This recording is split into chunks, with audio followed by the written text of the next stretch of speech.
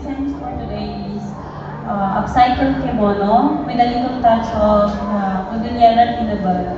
I was inspired with, I was a collector of kimono, and then I wanted to make like wearable style in a kimono with Tinabal. Thank you so much. And now, ladies and gentlemen, without further ado, this is the Cordillera Couture at Bridal Expo Baguio 2026.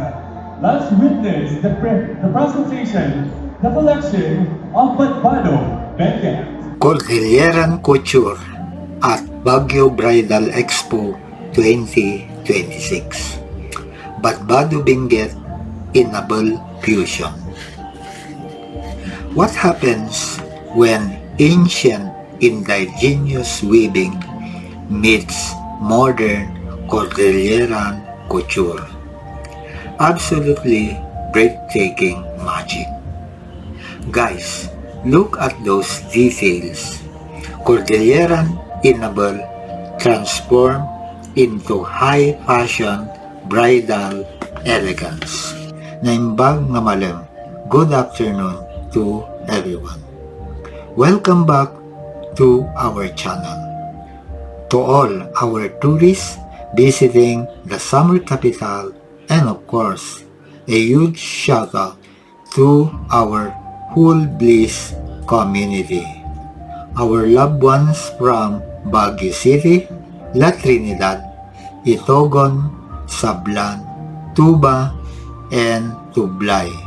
Hello everyone. July 12, 2026 was truly an unforgettable day here at the Newtown Convention Center for the Baguio Bridal Expo 2026, where Cordilleran Couture was super highlighted. Before we dive deeper into the runway pieces, don't forget to connect with us. Subscribe to Dr. Arnold's TV, your window to Baguio. Follow and tune in to Highland Pals PH.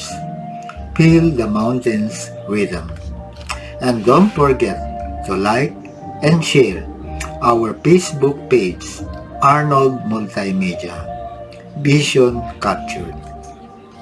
Hit that like, share, and subscribe button to always be updated on culture, fashion, and mountain lifestyle. So let's talk about the star of the show, Badbado Benguet, led by the talented designer Mary Grace Lee Meli Yun Y. That's how everyone was amazed during the runway show. They showcased a new collection that beautifully transformed traditional Cordilleran Inable hand-woven textiles into contemporary wedding gowns and modern couture. It's not just a bridal gown, it's a statement of cultural pride and sustainable fashion. Also featured here is the impressive upcycled Japanese kimono combined with Cordilleran Inable, showing us how heritage can cross borders. It's not just a bridal gown, it's a statement of cultural pride and sustainable fashion. Also featured here is the impressive upcycled Japanese kimono combined with Cordilleran Inable, showing us how heritage can cross borders through style, while keeping local indigenous weaving traditions alive. Question number 1. Why is the use of Cordilleran Inable important in modern bridal couture? Sagot, ito ang nagpapatunay sa nakaraan at sa makabago. ang paggamit ng hinabing inabal sa mga kasuotang pangkasal ay hindi lamang nagpapakita ng ating mayamang pagkakakilanlan sa mundo ng mataas na antas ng moda, kundi nagbibigay din ito ng patuloy na kabuhayan sa mga lokal na manghahabi sa Benguet at sa buong rehiyon ng Cordillera. Question number 2. How did the Japanese kimono and Cordilleran inabal combine in the Badbado Benguet collection?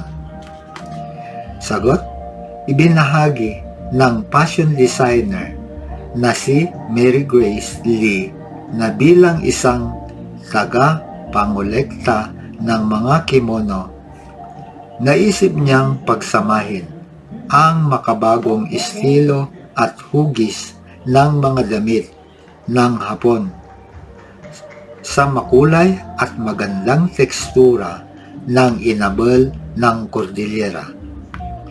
Ang naging bunga nito ay isang natatanging likha na nagpapakita ng pagkakaisa ng dalawang magkaibang kultura.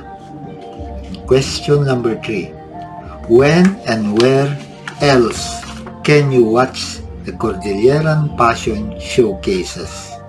Sagot, kung hindi ninyo napanood ang ipinakita noong July 12 sa Newtown Convention Center, maaari ninyong mapanood ang koleksyon ng Ulan sa Baguio sa July 24 hanggang July 26 sa Baguio Convention Center para sa Philippines Passion Fest. Anuman ang panahon, pinagdiriwang natin ang araw ng Cordillera sa pamamagitan ng sining ng pananamit. Wearing your heritage with pride is always in style. Thank you so much for watching. Comment down below which of the Badbado Benguet gown is your favorite. Again, this is Dr. Arnold Stevie, your window to Baguio. Highland Pulse PH. Feel the mountains rhythm and Arnold Multimedia Vision Captured. See you on our next mountain adventure and runway experience.